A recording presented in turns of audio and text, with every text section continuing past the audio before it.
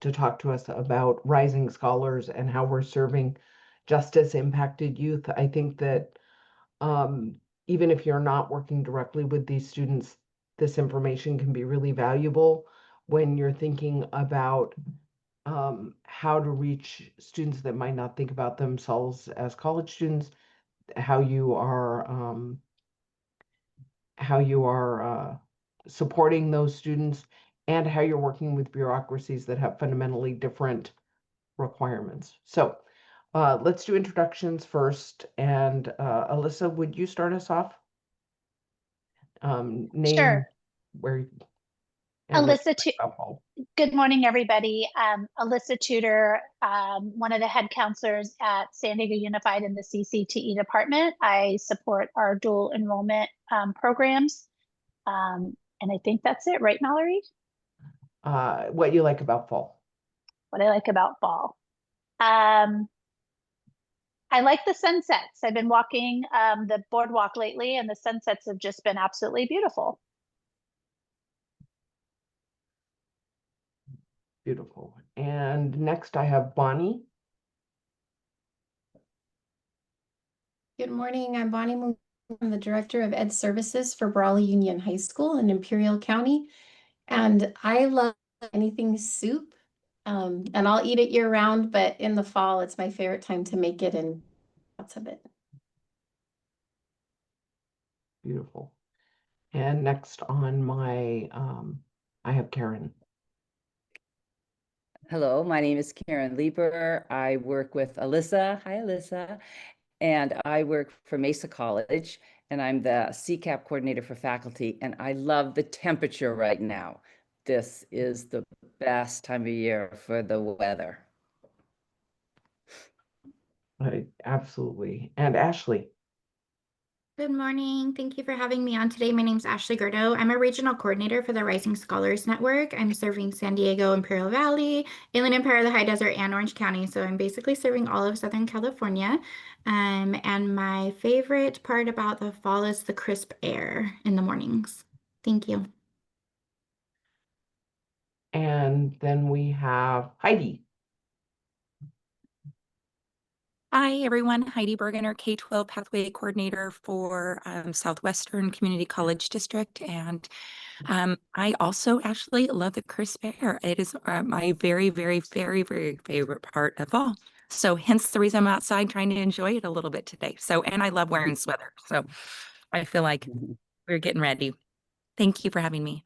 I love the idea of doing our community practice outside. Cynthia. Morning, everyone. Cynthia Nagura with Grossmont-Cuyamaca Community College District, Director of Community and Workforce Partnerships. About the fall, I love everything pumpkin. So that's my favorite part. And last weekend I made pumpkin mousse and it turned out pretty good. Yum. Matt. Trying. Hi, everybody. My name is Matt Uber-Haley. I am a counselor on special assignment in the Grossmont Union High School District, and I primarily work with all of our CCAP classes and partners. And I would say my favorite thing about fall is just the changing of the leaves, just the color changes and the different colors that we get to see. Stephen.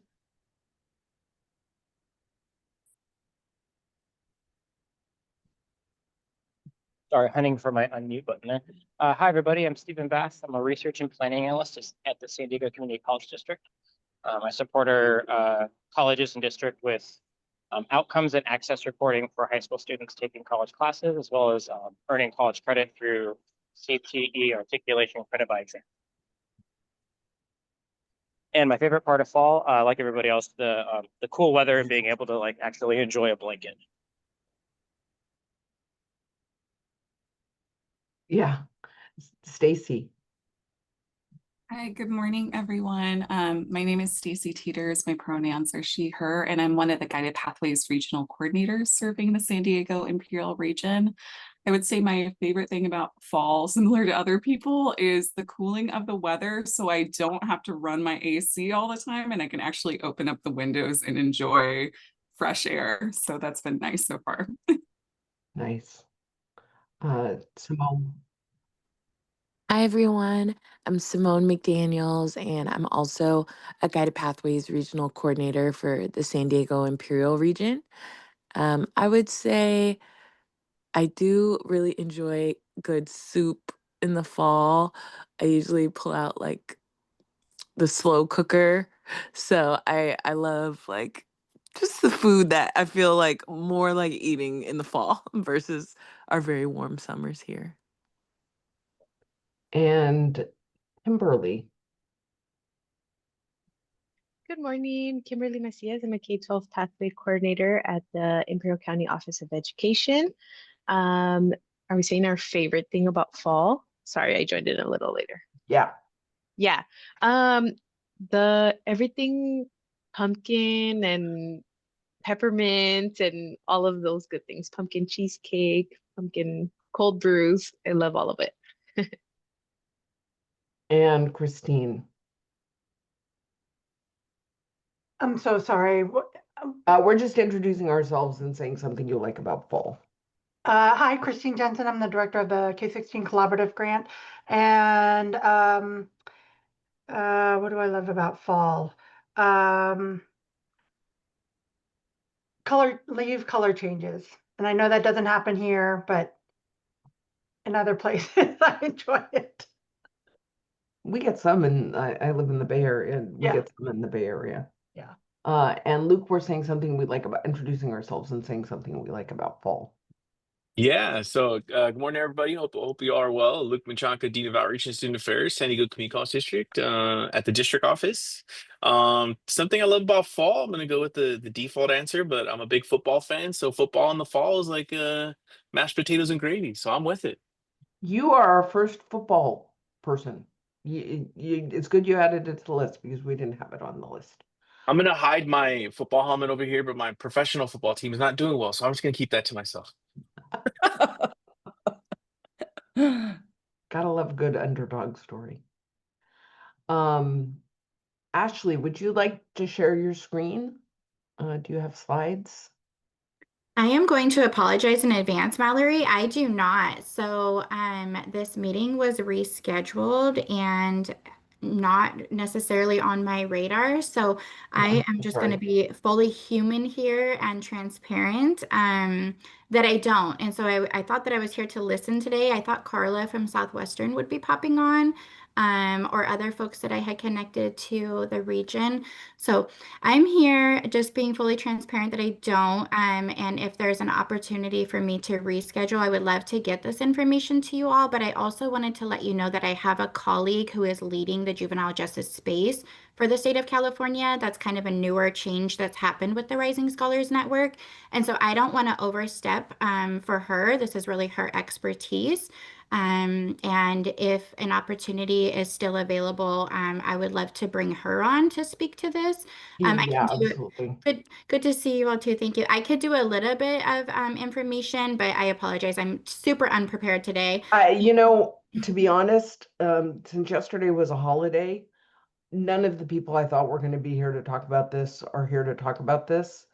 And so maybe we should pivot and pick up some topics that people want to throw out to the group. Yeah, I appreciate that. Thank you, Mallory, and to everyone else in the group. I'm really, really sorry that I'm unprepared, but I also do want to create space for my colleague. Her name is Crystal Navarro. This is really, really her space. And so I also do want to throw I worked with Crystal in the Inland Empire. Yeah, she's amazing. So I did throw a fall professional development series from the Chancellor's Office in the chat. If you all would like to know more about what's kind of going on with the juvenile justice space, there are some Friday meetings that are happening. If there's anything with the remaining of this academic year that works well for your schedule, feel free to register for those events and attend. And then Mallory, I'll work with you to see if we can reschedule something else for the community of practice that makes more sense and bring in Crystal to speak. Beautiful. And I don't believe anybody else is here off of my list to speak on Rising Scholars. Is that true? Is anybody here prepared? Okay. That was what I thought. I just wanted to make sure that nobody sent somebody in somebody's stead. Okay. So as a group, we have a little bit of space here where we can pick some topics and just brainstorm on them. And I feel bad, Karen, this is Karen's first time here.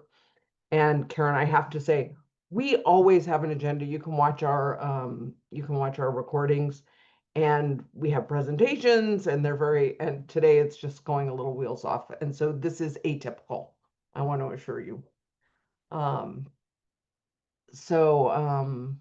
We actually, Karen and I were talking before everybody got here about engaging instructors and particularly instructors, and this applies to instructors at the high school, but adjunct instructors who are not compensated to engage in professional development, either where you're finding funding to stipend non people who aren't paid to be at professional development, or how you're incenting them. Does anybody have any thoughts of that?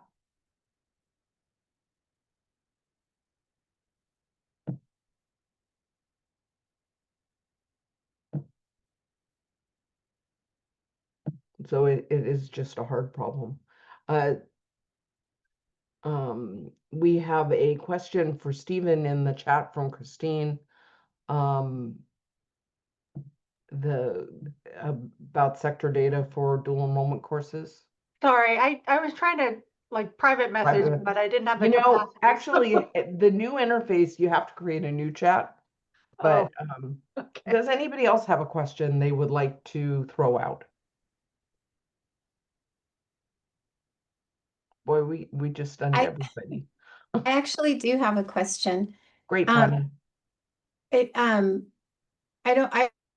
on the K-12 side. I'm not on the community college side. It's fine. And I'm just curious about the minimum qualifications, because I feel like when it comes to our school, I hear about so many schools potentially outside of the valley who their instructors are the ones actually teaching the courses to their students. And I just feel like we're missing something here. And I know that our community college is always talking with us about minimum qualifications, and they're kind of scratching their heads also. I guess just for the other community colleges in the room, is it the page that comes, I don't know if it's from the state or from the community. I guess my curiosity is, how are high schools finding space to get their teachers to be able to teach dual enrollment? We're really struggling. I can speak a little bit to this, and I'm happy to have anyone else speak. I have put two documents into the chat for you. One is actually the minimum qualifications document.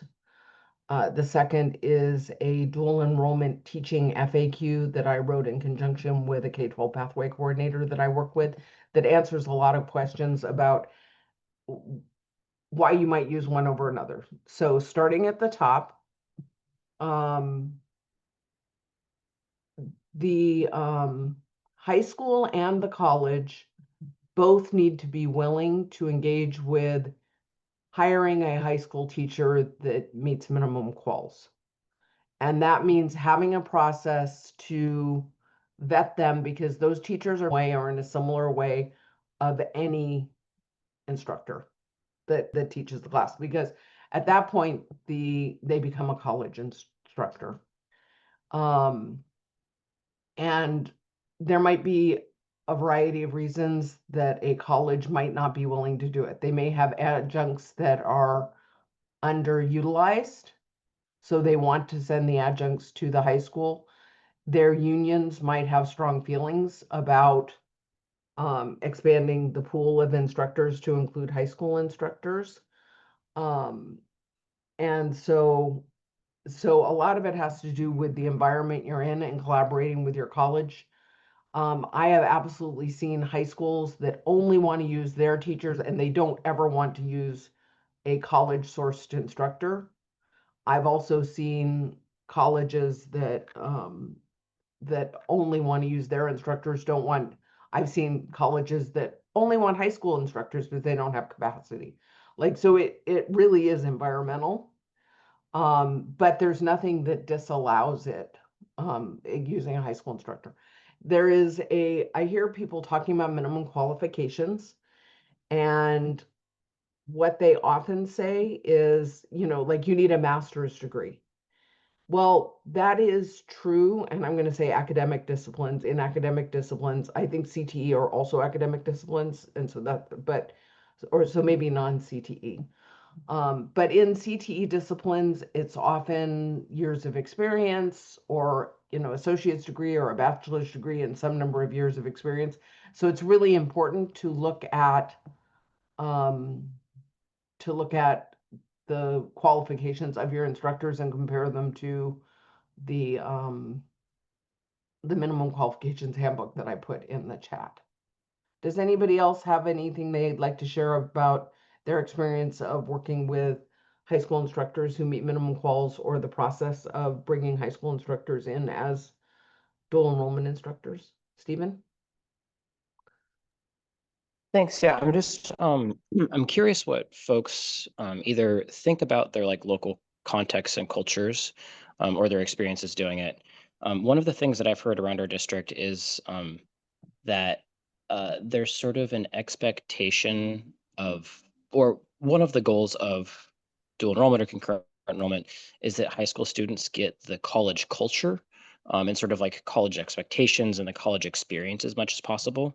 And so there's a like very soft sense that using high school faculty to teach college classes would not get all of that experience and benefit to the students.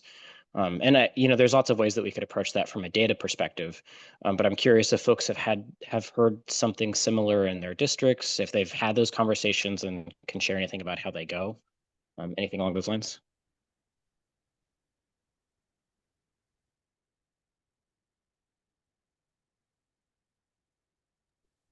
Stephen, I have heard, well, I have a bunch of thoughts.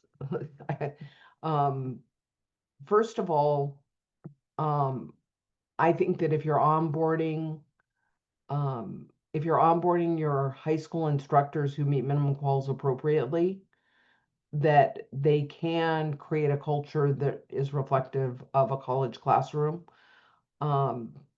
And that they also have the pedagogical expertise to really support students that are underrepresented in higher education, or who might not be thinking of themselves as college students.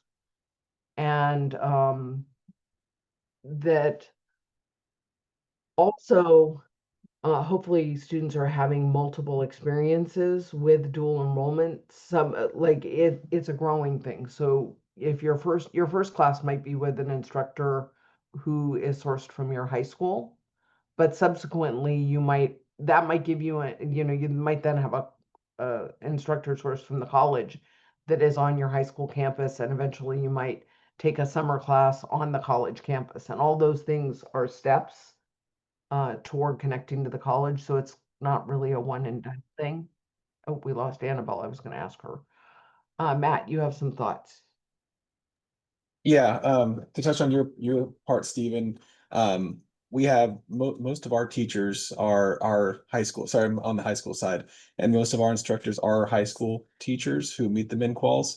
And some of them have kind of gone overboard as far as thinking of themselves. I'm a college professor now, and I need to make this as difficult as I can.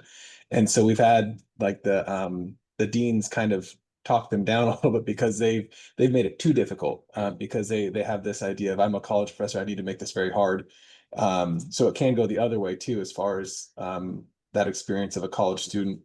And then to touch on, Bonnie, what you were asking about, we've had one person meet the min quals through equivalency, and we've had three or four try, and only one has made it through. And what we discovered is it's just like Mallory was saying, it's very environmental, but even among our college partners, it's different between departments. So some departments are like, no, it's got to be this, and some departments are a lot more lax and say, you know what, we need the instructors, and so if you've been teaching this class for 15 years and you have this little bit of experience, then we'll clear you through equivalency. And so it is kind of just, there's no rhyme or reason, it seems sometimes, to who makes it and who doesn't. But one of the things one of our high schools did was they had a mass retirement over the like 2 or 3 years, and when they hired people, they looked for people with masters in subject areas. So one of our schools has social science through CCAP, freshman through senior year. So they do ethnic studies, world history, US history, and poli-sci, because they hired social science teachers with masters in social science once those people retired. So that's something that now all of our sites are looking to do. So they do meet the min quals. Yeah, we finally found something. We had a teacher who qualified to teach in the ESL. And we're right, well, like San Diego, right? We're right on the border, so we have a lot of students in ESL. And it was a 5-credit course, and I think it was humanities credit, but we were working on learning that. And we did all the legwork. I was like, finally someone meeting minimum quals, and then last minute it didn't work. But I don't know. I think the school thinks that we stopped it. I don't know. I'm not that high up in the conversations, but so this year we're trying again, like, okay, I sent out my survey to my teachers who has a master's degree in your subject area, not in education. So I have some people I'm looking at. And so then the question always comes to, if it's our teacher, and this is why thank you very much for the FAQ page, Mallory, because then it's like, okay, so if it's our teacher during our school day, I like, who's gonna and capture this ADA for it? For us, we wouldn't do anything different. They're at the high school. If the college, and so I know that we're gonna eventually get to that area, and so I may reach out at that point, because I just think that now having the schools, fight is not the right word, but trying to figure out, like, does it count there, does it count here, does it count there? Our computer systems aren't the best to say, like, okay, well, don't count this here, count this there, count this there, don't count this there. And it just kind of is a mess. And I know no one's combing through it with a fine-tooth comb yet, but eventually. Yeah, but we don't want to be double dipping for those Right, credits. Exactly. And I One, know it's that legislatively prohibited. yeah, someone is going to start going through, and I really want to make it work, because the in-person stuff for our students doesn't super well after school hours. May I And ask so who we're your really partner trying to college? bring it in. Who is your partner college? Imperial Valley College. Okay. And they're so wonderful to work with. They have so much, but we're all just this is the next hurdle we're trying to get over. You know, it is really complex, and it isn't a one and done sort of thing. It's an iterative thing, and it's taking down, it's taking down the next thing. And like, I wish there were an easy button for dual enrollment, but it is complex. Oh, go ahead. Go ahead. Bonnie, what I was going to say is what we do is we're in Roosevelt Union, like I said, and so 5 periods is full time for our students. That's our full ADA. And so anybody in CCAP, we make them take us as a 6th period. So the college collects the ADA, and we, or their FTEs or whatever's called on the college side. And then so our students are covered by the 5 periods. So any student in CCAP is in at least 6 periods. And that's how we avoid all that funding issue. And they that's also very do, I have seen dual enrollment being held only in the 0 and 6th period. When we were talking about, oh, go ahead. No, I'm so sorry. I was going to say, similarly in Coronado, we have a 4x4, and we do either first or fourth. So similarly, sorry, I didn't mean to cut you off, Mallory. Oh, not at all. And like, but again, Bonnie really did hit it on the nail on the head. There are systems issues, like how are you tracking it and what are you doing? The other thing, Bonnie, I wanted to say that working with the college about how the instructors will be hired is important. Typically, the high school is compensated for the instructor time if it's during the school day. Because if you have the college paying the instructor directly and you reduce their load at the high school, it can impact their retirement benefits, and you don't want to be doing that. Right. Because, like, again, it's really complicated. And so, Luke, you have a question, I think. Yeah, thanks, Mom, for teeing it up for me. I had a faculty member that was just amazing in CCAP last year, maybe the year before. Just continue to tell me, like, as we like start expanding like access for our partners for students in grades, ninth grade and above. Obviously, we're working with our juniors and seniors currently, but she would continuously tell me that Luke, like, our faculty need professional development and working with students, ninth grade, 10th grade, and stuff like that. So I just wanted to see, like, how are you all supporting your college faculty in with that professional development, like primarily with us at SDCCD. Like, a lot of our faculty are not non-high school teachers, right? So they sounds like they would like some development that way. So is anyone doing any professional development for faculty members and working with high school students and supporting them in the classroom? Just wanted to tee it up and out there to see if anyone has any resources or if there's anything that y'all are doing so we can better support our faculty.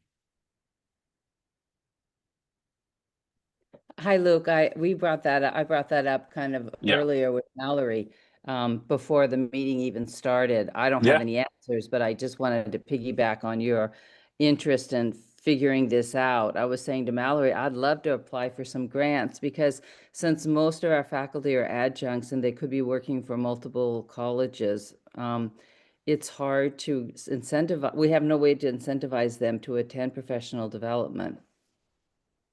Absolutely. Yeah, I think that's something we could definitely work on. But yeah, I think offering that opportunity would definitely be great. But like, if there's anything out there that anyone else is doing, love to hear about it. I put into the chat, I hosted a community of practice across San Diego, Bay Area, and Inland Empire. And we didn't end up continuing it because I couldn't pay instructors and it was complicated. But we did cultural humility, adolescent brain development, and how do you measure rigor? Those were the three topics we ended up doing. I've created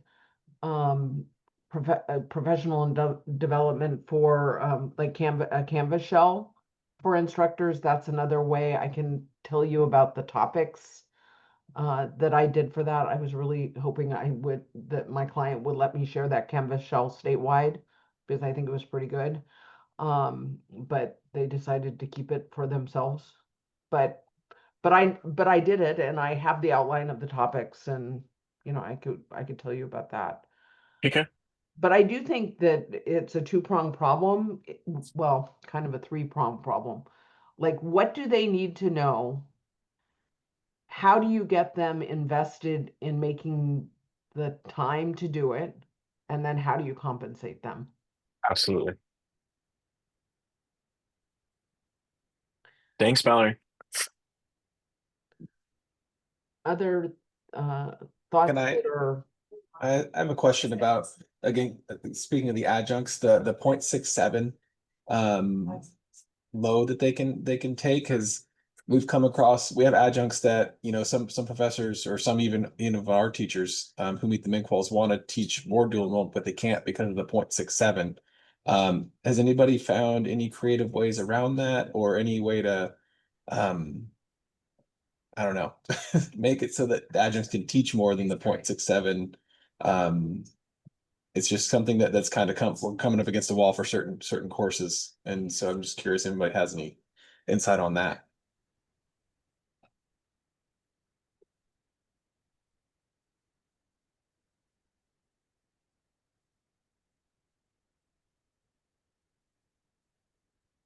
I doubt I've never heard of a way around that, and I think mostly because like there are so many checks and balances for that, that I think it would be difficult.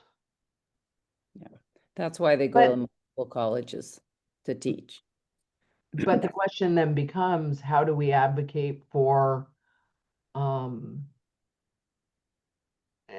do we advocate for full-time dual enrollment? Like, what are the barriers at colleges for creating full-time positions for specifically dual enrollment?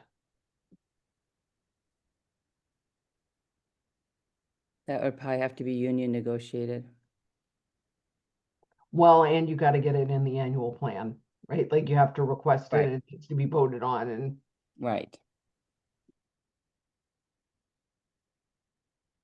Jennifer, do you want to share your thought out loud with Luke? Because I think it is useful for everybody to hear. Sure. So Palomar has about, I don't know, 70 instructors a semester or so, and we have them both at the high schools and online.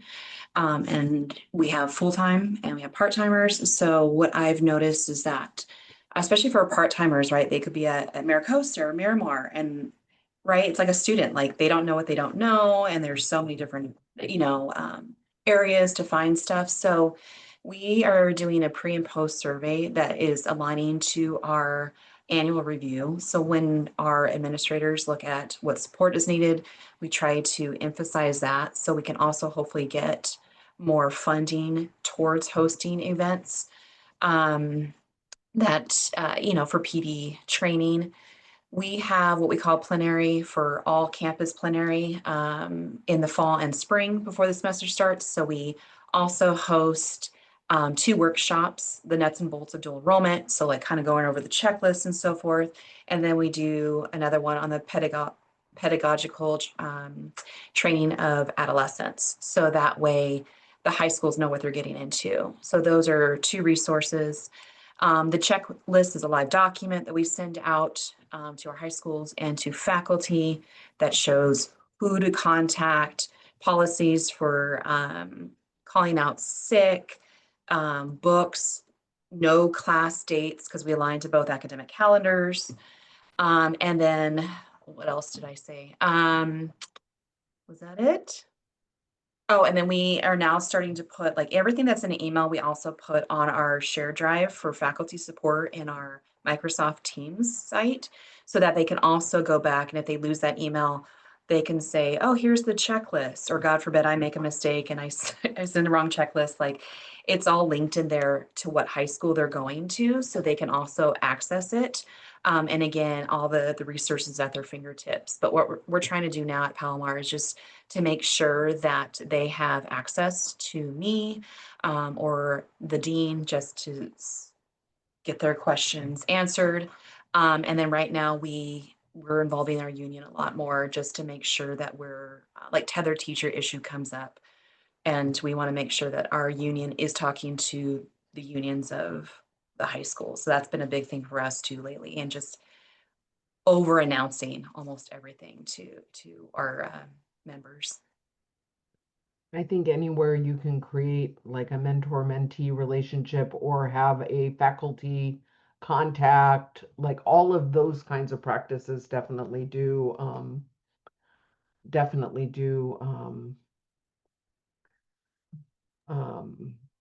you know, help teachers feel connected and feel like they're not alone. Because I think going into a classroom where where it's different and you're not sure where the bathroom is and you don't know where to park, it doesn't give you a strong start. Well, I'm happy to say that we're going to make a little bit of a transition. I want to give a warm welcome to Carla Gomez, who works with Southwestern. It sounds like there was a really bad accident on the freeway, and so let's be really gentle with her. And this is a really friendly group, Carla. You have no, there's no, it's not a scary group at all. But she works with the Southwestern Restorative Justice Program as the Assistant Director of Youth and Justice Programs. And they work with both high school students and the Donovan Correctional Center, which works with adult males. And she is willing to share a little bit with us about the work that she's doing, and you're going to be great. And if you have slides, you can share your screen. If you just want to talk, that's also fine. I do have slides, of course. Great. I definitely have slides. And again, I just kind of wanted to give an overview of my program, and just kind of then kind of dive into some of the work that we have been doing. So I'll go ahead and just share my slide. Can you all see it? Yep. So we are brand spanking new. And I want to go ahead and start with that because we don't even have a logo. And so my name is Carla Gomez. I am the Assistant Director for the Youth Justice Program here at Southwestern College under the Restorative Justice Program that has been around for almost, I believe, going on 10 years. This is our wonderful team, and we were very, very lucky to recently add one more individual who is not on the slide. But our team is very tiny, but very mighty. It might look different at every school, and I am very well aware of that. But we are under Director Raquel Functions, as well as myself, Cesar Lopez, so project technician. And we also have another project technician that serves directly under Raquel Functions for the Richard Day Donovan. So as you can imagine, being in two facilities does require manpower, woman power for us to be able to get in there. In addition to our staff, our full-time staff, we do have instructional aides, or what we call proctors, who are inside of the classroom with our students, proctoring every college session. Every unit that we're in, we have a college session, which is about 3 hours. Our proctors are in there monitoring, ensuring that the students are staying on task through a partnership that we have with SDIRC, as well as using the Go Guardian. And again, if any of these things that pop up that I'm talking about and you're like, what is that? I want to know more about that, throw them in the chat and I'll be more than happy to go ahead and reference anything that I'm talking about. A little bit about us. Like I mentioned, I just want to give an overview and check in with the group to see how, what you need from me today. We provide educational access to incarcerated, formerly incarcerated, as well as system into practice students. We are currently offering degrees and certificates inside of the correctional facilities. We offer reentry support. We try to empower our students through access and as well to ensure that they are receiving the support that they need. And one of the things that we like to set ourselves apart and what we do every single day is that we are truly committed to equity healing and ensuring that we're practicing restorative practices.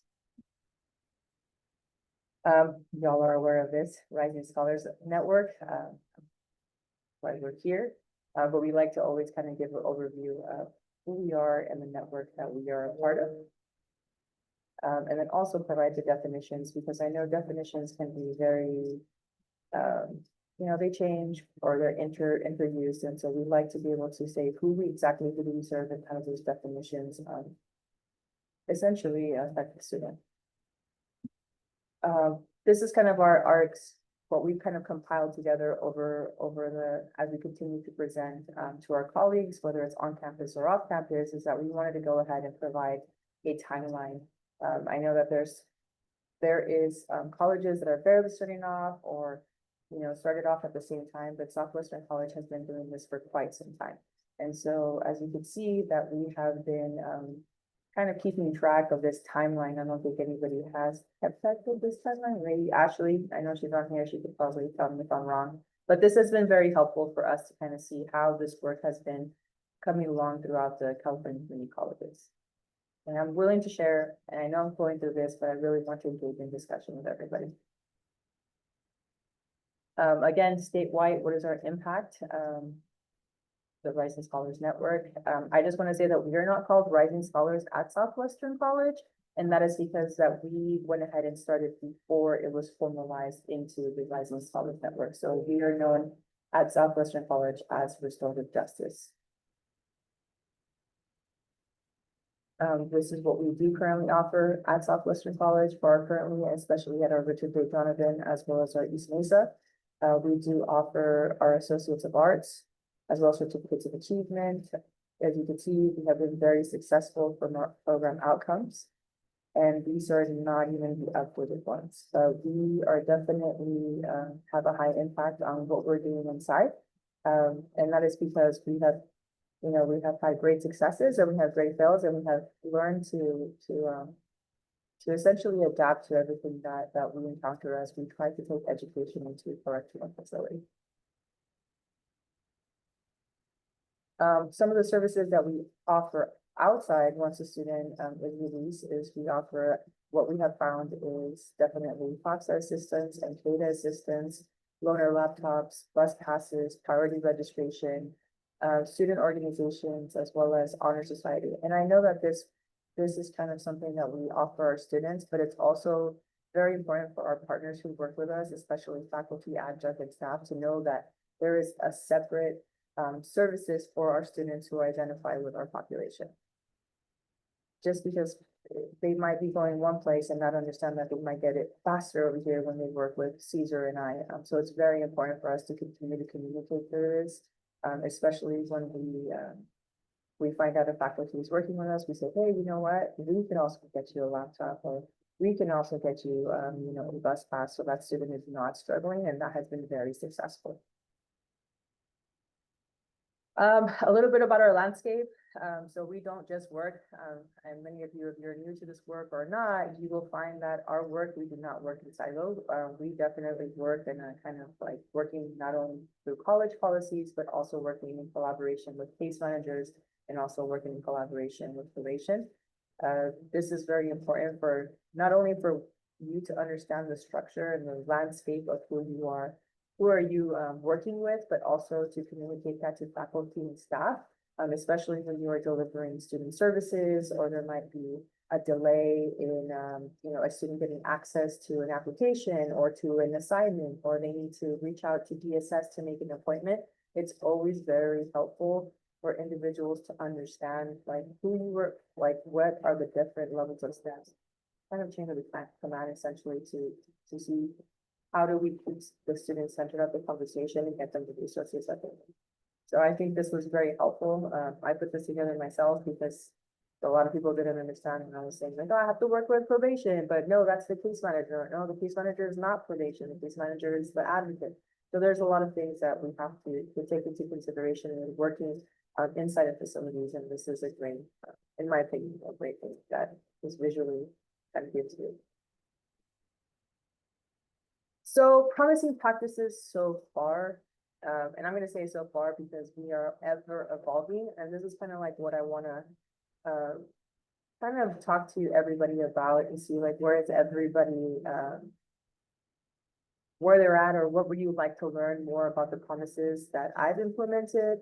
And this is kind of like I throw it back to you to say like, what would you like to know, how we've implemented things, or I'm just gonna throw it out there because it's really always strange, like everybody knows, to talk to these boxes. So I'm open to any questions at this moment that if you want to know of any of our promising practices, I'll be happy to share.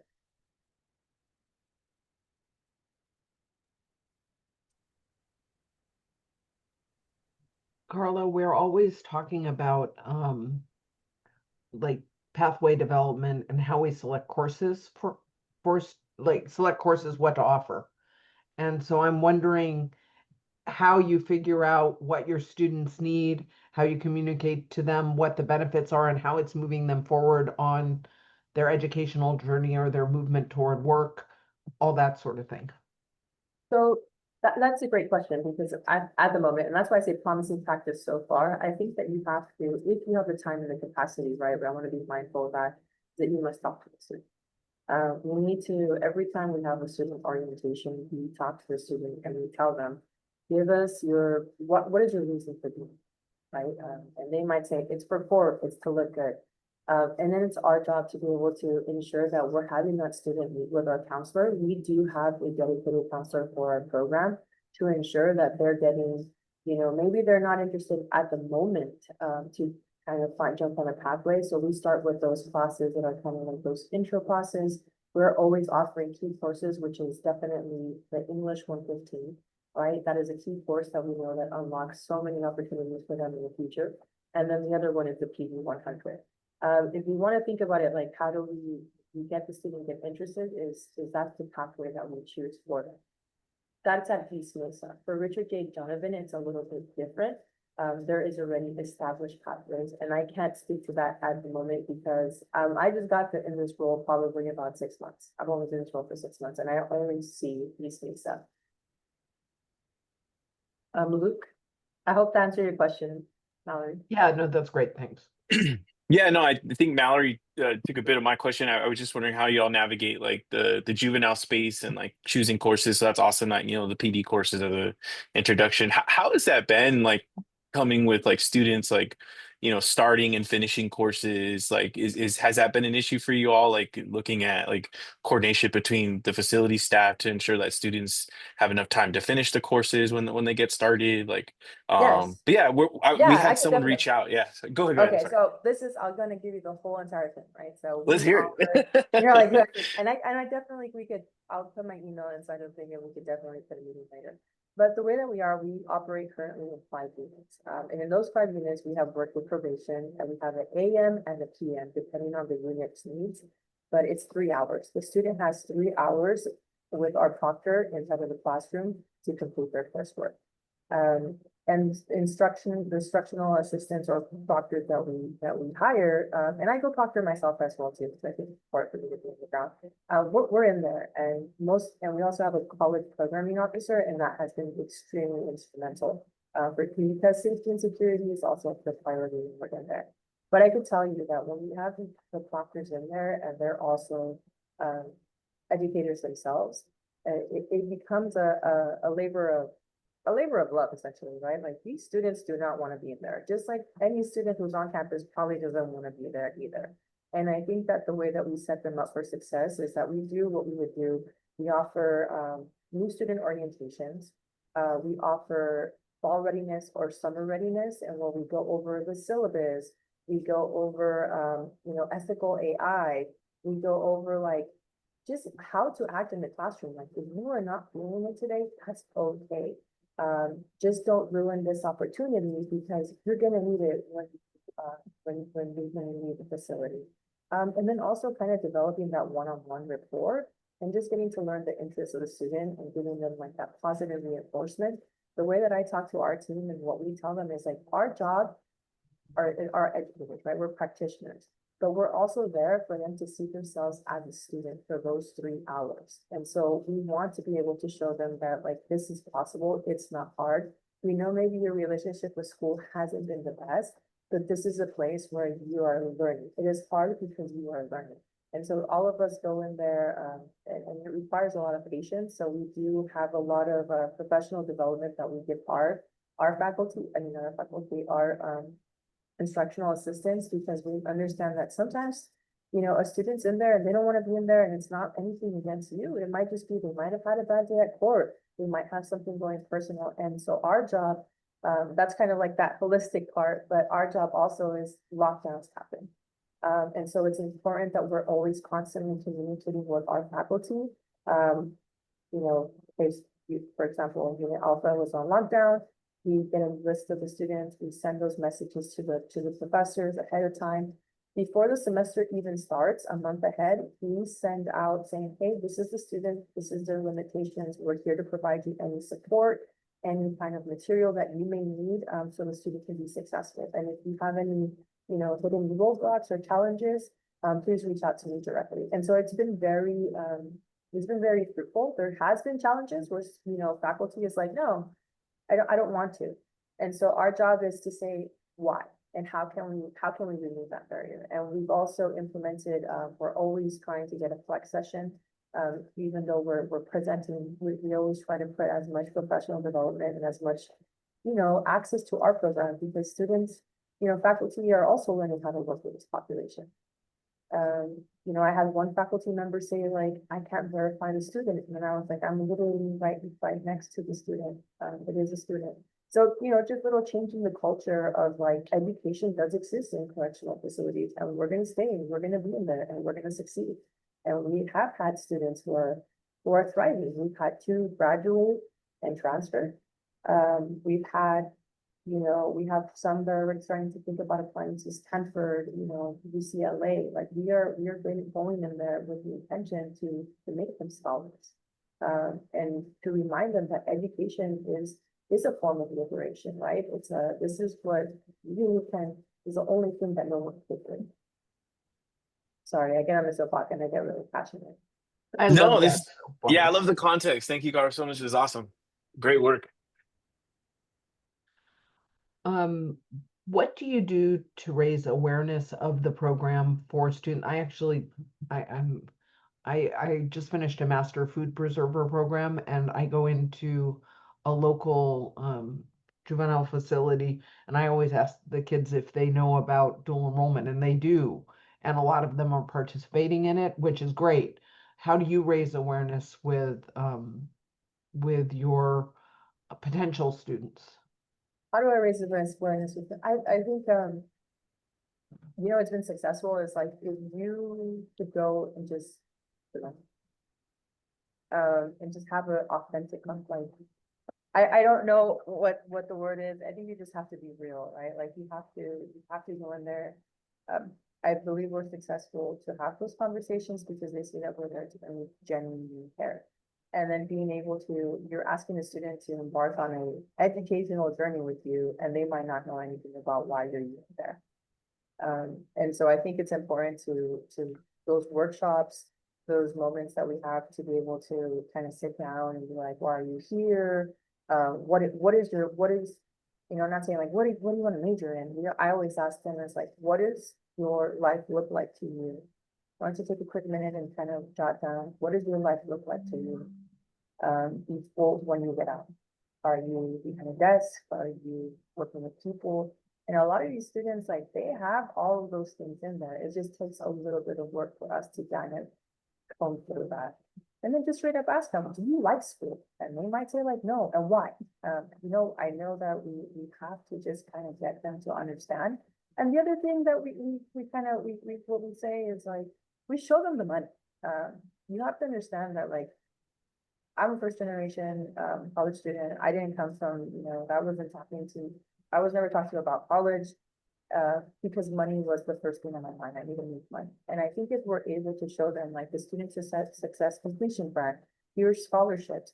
This is how much money you can make if you just continue to go to school. You got to make it worth a while.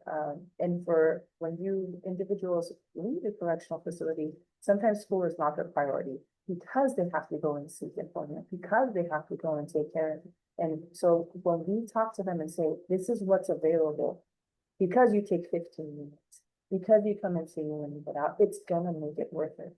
I always tell them, paper for paper, right? You need that degree, you get the paper. And then learning about what they like. You know, you might have someone who's like, you know, overly talker and tell them, how do you consider the communications degree? You might have somebody, you know, and I know it sounds, but you need to talk to them. You need to talk to them even more.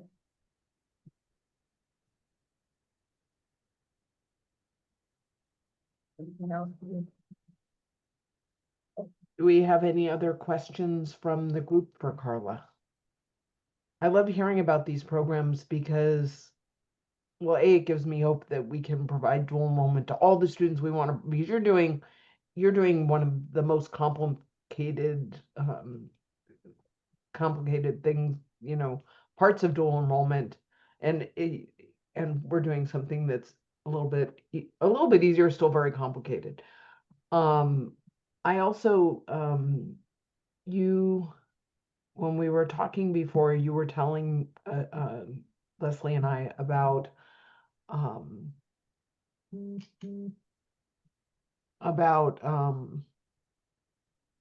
of the opportunity. I'm trying to remember our conversation. I was in an airport at the time, so I was. Oh, yes, I do.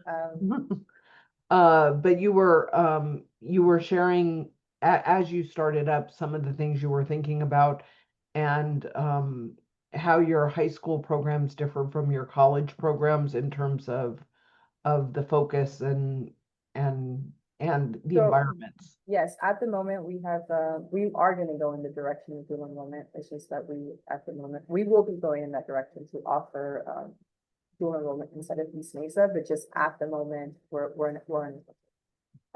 But that is the direction. And I think some of the things that we would like to offer in the future is, whether it's a dual enrollment or the students that we have right now, is that we want to be able to provide students with I don't know how else it is, but with the possibility of, as much as we could take that college experience into the inside, right? Because what we want is like a seamless transition when they the correctional facility.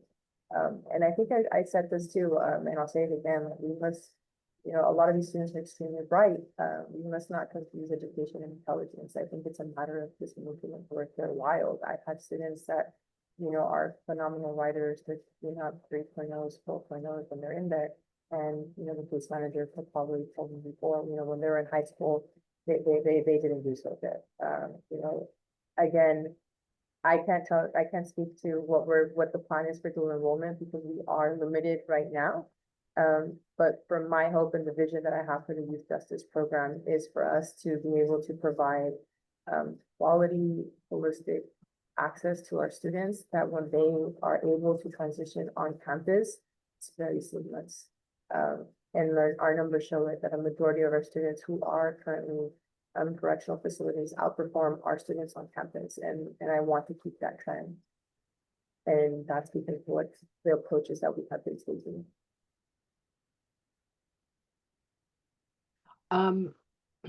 What are you seeing in terms of transition rates of students continuing on campus once they leave the facility? Yes. So we've had about, in my time right now, we've had about 8 release, and I believe 7 continued, with the exception of 1 because he returned, unfortunately. But it requires for them to, they come on campus. The way that we do it, we have a re-entry form that we work with the case manager, and we kind of outline everything or anticipate everything that they need. This is important because I think the student is just, going to be so overwhelmed that we try to make it in a way that we make them come to our office, meet with the counselor. We ask them, like, what do you need? We offer tours to our own campus. We offer tours to kind of everything, because they might not know. And then we just offer that open door. We're still sometimes helping them plan. We're still sometimes answering questions like, hey, what does that MLA mean? What does this mean? So we're always just trying to keep constant communication. Our project technician, Caesar, does a wonderful job at this. He kind of checks in with them every 2 weeks, kind of gives them reminders of like, hey, that scholarship workshop is coming in. You need to sit down and talk to you about it, or just checking in. Follow-up is extremely important to us. Them coming in and eating with us, having a coffee with us, and seeing us in that different light. Because when you're in the correctional facility, you are, you have to behave a certain way, right? Because you are in a correctional facility. And then they come out here, and so you have to kind of reintroduce and rebuild that relationship on the outside. And so it's important for us to always create those spaces, those welcoming spaces, even if they want to come in and sit down and do their homework here.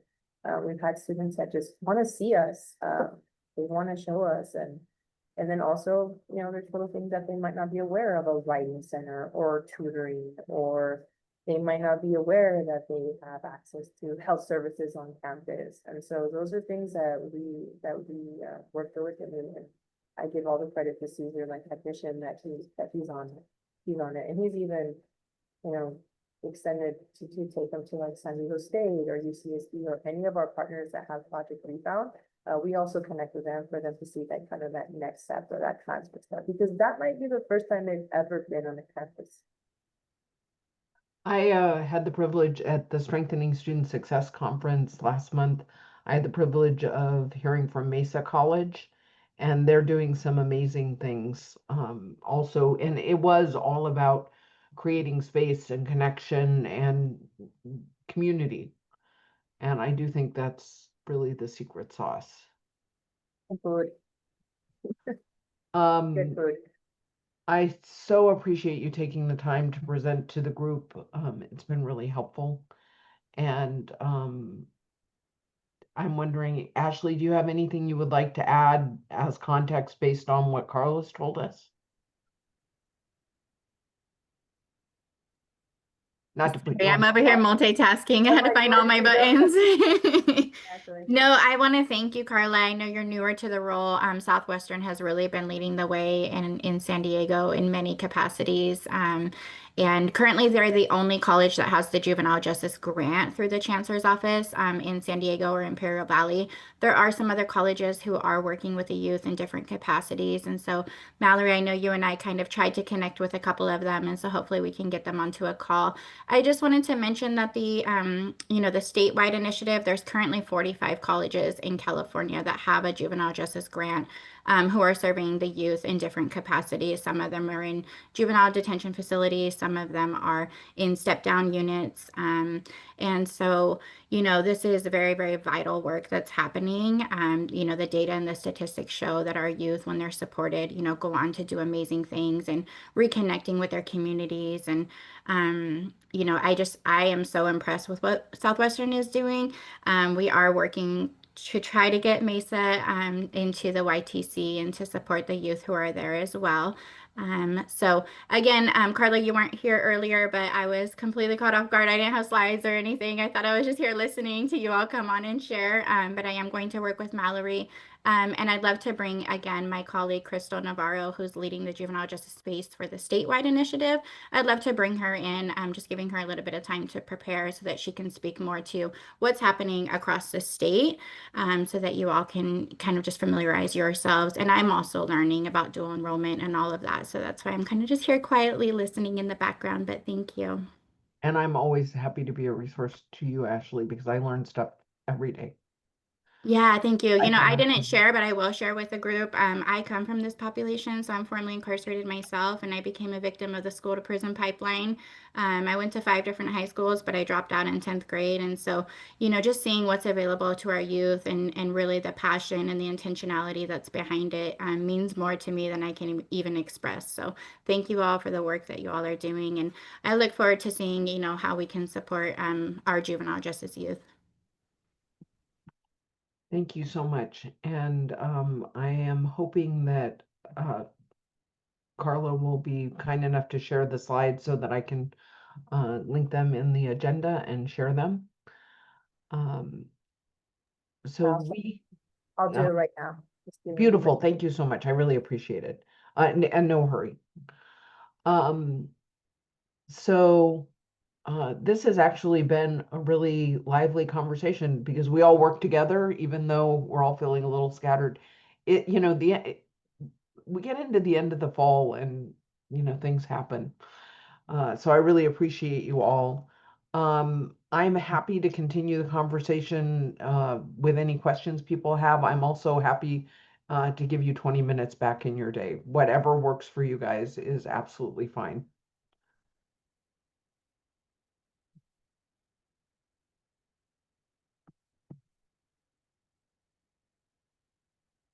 It looks like today is a day where we all are going to get another cup of coffee and do our do whatever we need to do. But thank you so much, everybody. Thank you.